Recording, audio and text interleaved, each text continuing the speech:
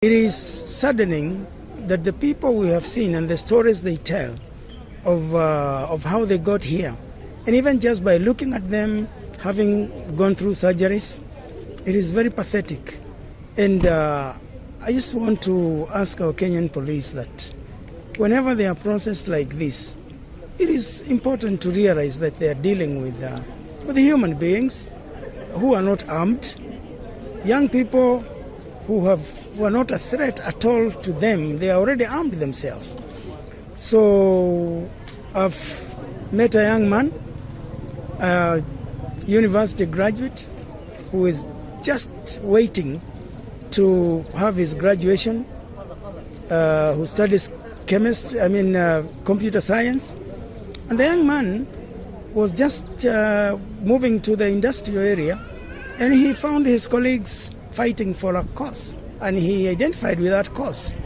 And so today he has no four fingers. He has a bullet in his bullet has been removed from his leg. It is just so saddening. Then I met another one who had just closed his business, a hawker, who was just doing his own work, just closing so that he can go home.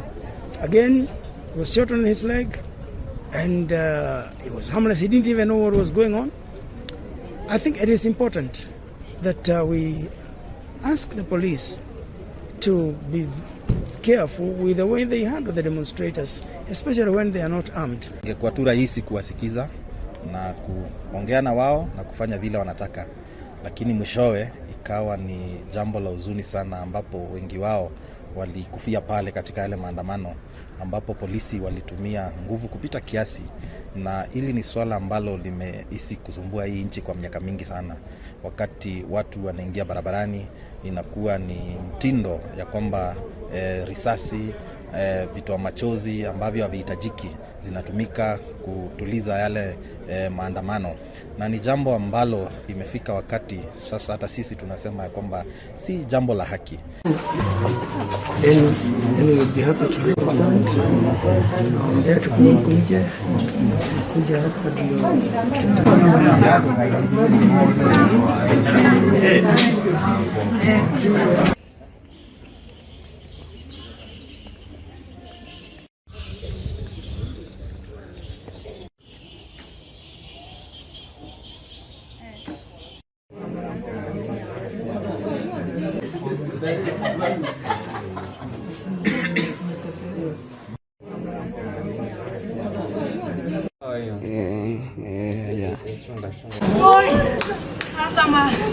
Hapana.